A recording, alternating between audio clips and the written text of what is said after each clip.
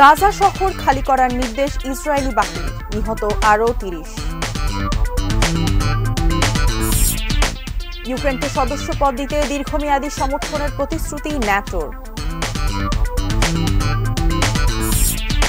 এবং নির্বাচন থেকে বাইডেনকে সরে দাঁড়াতে জোরালো হচ্ছে আহ্বান।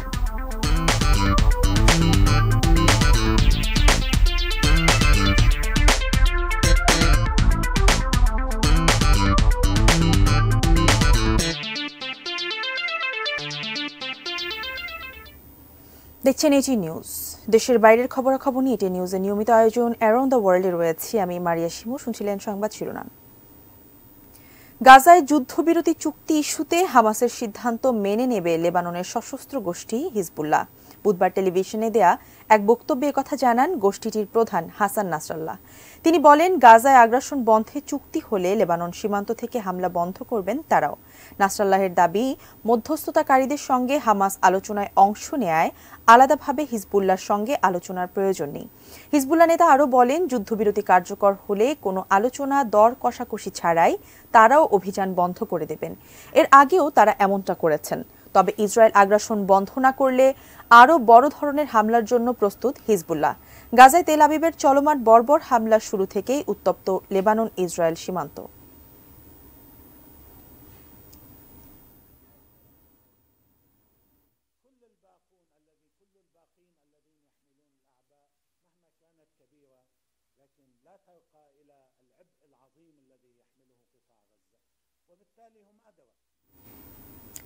এখন পর্যন্ত হামাসের ৬০% সদস্য হতাহত হয়েছেন বলে মন্তব্য করেছেন ইসরায়েলের প্রতিরক্ষা মন্ত্রী ইয়োভ গ্যালেন্ট। বুধবার ইসরায়েলের পার্লামেন্টে দেওয়া এক বিবৃতিতে তিনি বলেন, গাজায় নিজেদের লক্ষ্য পূরণের বিষয়ে ইসরায়েল দৃঢ় প্রতিজ্ঞ। আর তা হল হামাসকে নির্মূল করা ও গাজা থেকে সব জিম্মিকে ফিরিয়ে আনা। যুদ্ধে ইসরায়েলি সেনাদের ত্যাগ, উৎসর্গ, সাফল্য ও বহুবিধ অর্জনের প্রশংসা করেন ইয়োভ গ্যালেন্ট। সম্প্রতি গাজার উত্তরাঞ্চলের গাজা নগরী, দক্ষিণের রাফা ও খান ইউনুসে বড় পরিসরে হামলা শুরু করেছে ইসরায়েলি বাহিনী। সেই সঙ্গে আন্তর্জাতিক মধ্যস্থতাকারীদের মধ্যস্থতায় হামাসের সঙ্গে ইসরায়েলের যুদ্ধবিরতির শর্ত নিয়ে আলোচনা চলছে।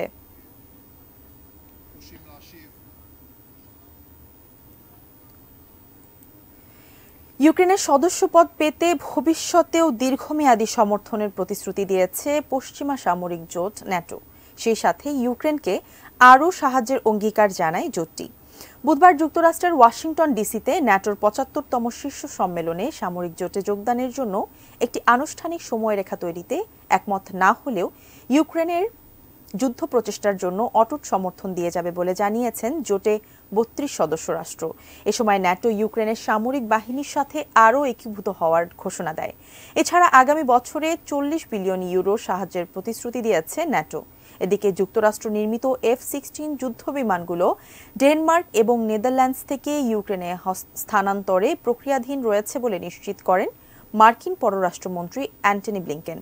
পরে রাতে ন্যাটো কূটনীতিবিদদের সঙ্গে নৈশ ভোজে মার্কিন প্রেসিডেন্ট জো বাইডেন বলেন, ন্যাটো এবং প্রতিবেশী রাষ্ট্রগুলোর সঙ্গে সম্পর্ক সুদৃঢ় করতে ক্রমাগত এগিয়ে যাচ্ছে যুক্তরাষ্ট্র।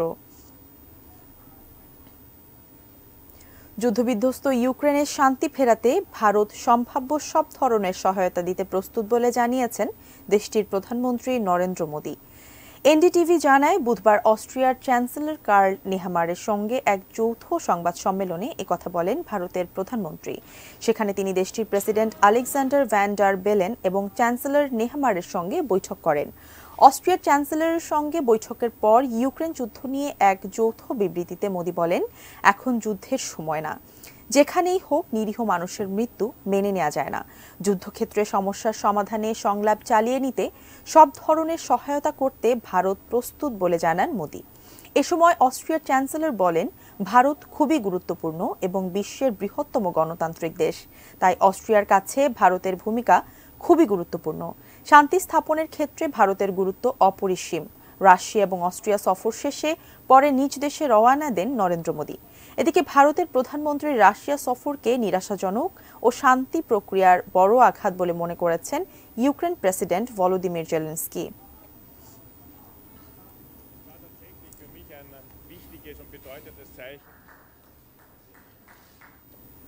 আসন্ন মার্কিন নির্বাচন থেকে জো বাইডেন সরে দাঁড়ানোর আহ্বান জানিয়েছেন ডেমোক্রেটিক পার্টির শীর্ষ তহবিল সংগ্রহকারী হলিউড অভিনেতা জর্জ ক্লুনি। মার্কিন সাবেক হাউস স্পিকার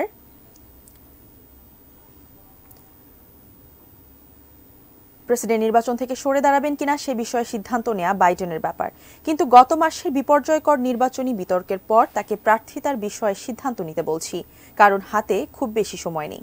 বুধবার দ্য নিউ ইয়র্ক টাইমস পত্রিকায় মতামত বিভাগে ক্লুনি লেখেন, তিনি জো বাইডেনকে একজন প্রেসিডেন্ট হিসেবে ভালোবাসেন, তাকে বন্ধুও মনে করেন, তার ওপর বিশ্বাসও আছে। কিন্তু গত 15 জুনের অর্থ সংগ্রহ অনুষ্ঠানে তিনি যে বাইডেনকে দেখেছেন তা 2010 সালের বাইডেন, এমনকি 2020 সালের বাইডেনের মতো ছিল না বলে মন্তব্য করেন জর্জ ক্লুনি। এছাড়াও বাইডেনকে নির্বাচনী দৌড় থেকে সরে দাঁড়ানোর আহ্বান জানিয়েছেন ডেমোক্র্যাট দলীয় সিনেটর পিটার ওয়েলস, প্রতিনিধি Pat Ryan, Mikie Sherrill, Adam Smith, Lloyd Doggett, Raul Grijalva, Seth Moulton, Mike Quigley, Angie Craig.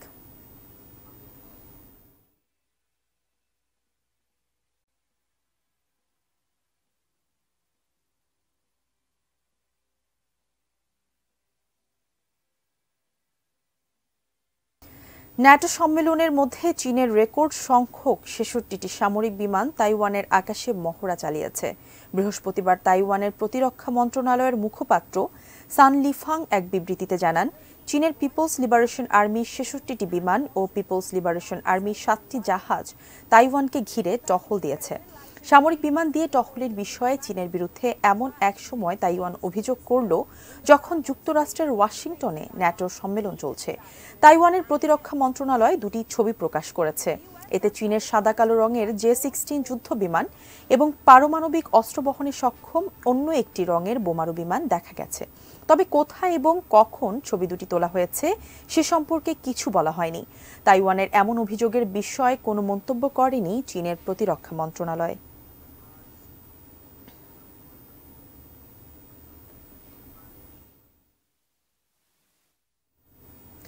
অভ্যুত্থানের মাধ্যমে ক্ষমতা দখল করলেও এখন মিয়ানমারের জান্তা বাহিনী দেশটি নিয়ন্ত্রণ করতে পারছে না, যে কারণে তারা দেশটি ধ্বংস করে ফেলার চেষ্টা করছে বলে সতর্ক করেছেন মিয়ানমারে নিযুক্ত জাতিসংঘের বিশেষ র্যাপোর্টিয়ার টম অ্যান্ড্রুজ। এ বিষয়ে গত মঙ্গলবার এক সংবাদ সম্মেলনে অ্যান্ড্রুজ বলেন, জান্তা বাহিনীর সময় ফুরিয়ে আসছে, তাদের সেনা সদস্যরা মারা পড়ছেন, তাদের সামরিক সক্ষমতা হ্রাস পাচ্ছে, তারা সত্যিই হেরে যাচ্ছে। নিয়ন্ত্রণ করতে না পেরে জান্তা বাহিনী মিয়ানমারকে ধ্বংস করে দেওয়ার চেষ্টা করছে বলে মন্তব্য করেন তিনি। সশস্ত্র বিদ্রোহীদের কাছে হেরে যাওয়ার প্রতিক্রিয়ায় জান্তা বাহিনী এখন বেসামরিক মানুষদের আক্রমণ করছে বলেও জানান জাতিসংঘের এই কর্মকর্তা।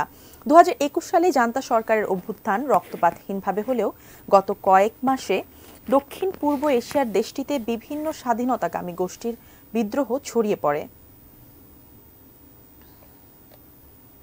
18.6 million people in need of humanitarian assistance, and assistance that is not getting into the country. পাকিস্তানের সামরিক বাহিনী পরিচালিত গোয়েন্দা সংস্থা ইন্টার সার্ভিস ইন্টেলিজেন্স ISI-কে টেলিফোন ও মোবাইল ফোনে আড়ি পাতার অনুমতি দিয়েছে সরকার। দেশের আইনমন্ত্রী আজম নাজিম তারার এ তথ্য নিশ্চিত করেছেন। বুধবার পার্লামেন্টে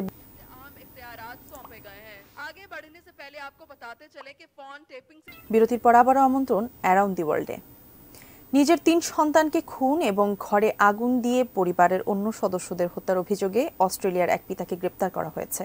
পিতার হাতে হত্যাকাণ্ডের শিকার 3 শিশুর মধ্যে 5 মাস বয়সী এক মেয়ে শিশু, 2 ও 6 বছরের 2জন ছেলে শিশু রয়েছে। গত রোববার সকালে অস্ট্রেলিয়ার পশ্চিম সিডনিতে এ ঘটনা ঘটে বলে জানিয়েছে পুলিশ ও জরুরি সেবা বিভাগ। অস্ট্রেলিয়ার ওই ব্যক্তি 3 সন্তানকে হত্যার পর ঘরে আগুন দেন।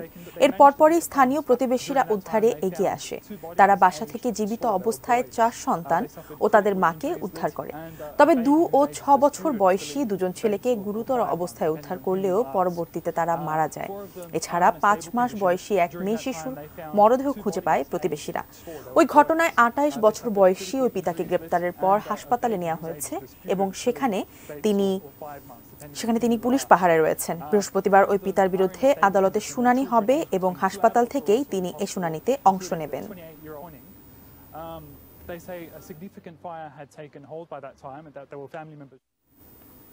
দূষণমুক্ত না করেই জ্বালানি তেল পরিবহনকারী ট্যাঙ্কারে ভোজ্য তেল পরিবহনের ঘটনায় চীনের বিভিন্ন সামাজিক যোগাযোগ মাধ্যমে সরকারের ব্যাপক সমালোচনা শুরু হয়েছে।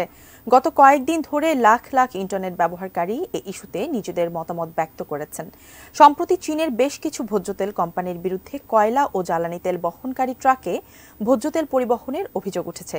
এসব কোম্পানির মধ্যে রাষ্ট্রায়ত্ত ৩ প্রতিষ্ঠানও রয়েছেন। এগুলো হলো সিনোগ্রেইন, হোপফুল গ্রেইন এবং অয়েল গ্রুপ। চীনে অবশ্য এ ব্যাপারটি নতুন নয়। দেশটির ট্যাঙ্কার জাহাজ ও ট্রাকগুলো জ্বালানি তেলের পাশাপাশি তরল খাদ্যবস্তুও পরিবহন করে। তবে নেটিজেনদের অভিযোগ, ভোজ্য তেল পরিবহনের আগে ট্রাকগুলোকে ঠিকমতো পরিষ্কার ও দূষণমুক্ত করা হয়নি। এদিকে দেশ জুড়ে সমালোচনার মধ্যেই গতকাল বুধবার এই ঘটনার তদন্তের নির্দেশ দিয়েছে চীনের সরকার। তদন্তে যারা দোষী হিসেবে প্রমাণিত হবে তাদের যথাযথ সাজার ঘোষণাও দিয়েছেন বেইজিং। এর আগে ২০০৮ সালে চীনের রাষ্ট্রায়ত্ত কোম্পানি সানলুর গুঁড়া দুধ পানে অসুস্থ হয়ে পড়েছিল প্রায় ৩ লাখ শিশু। তাদের মধ্যে ৬ জন মারা গিয়েছিল।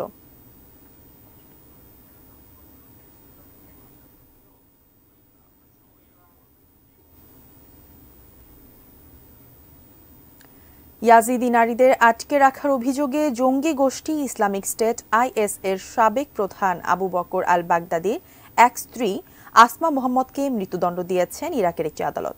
গতকাল বুধবার ইরাকের বিচার বিভাগ এসব কথা জানিয়েছে। নাম প্রকাশে অনিচ্ছুক কয়েকটি বিচারিক সূত্র বার্তা সংস্থা AFP-কে বলেছে, তুরস্কে আটক হওয়া এ নারী ইতিমধ্যে ইরাকে ফিরিয়ে আনা হয়েছে।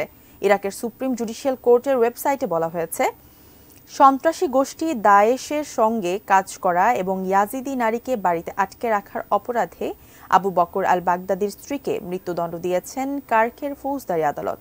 প্রয়াত IS নেতা বাগদাদি একাধিক বিয়ে করেছিলেন।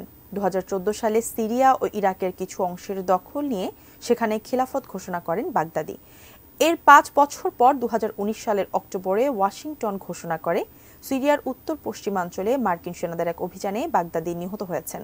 ২০১৪ সালে উত্তর ইরাকের মধ্য দিয়ে অগ্রসর হওয়ার সময় IS এর সদস্যরা অমুসলিম ইয়াজিদিদের আলাদা করে চিহ্নিত করেছিল।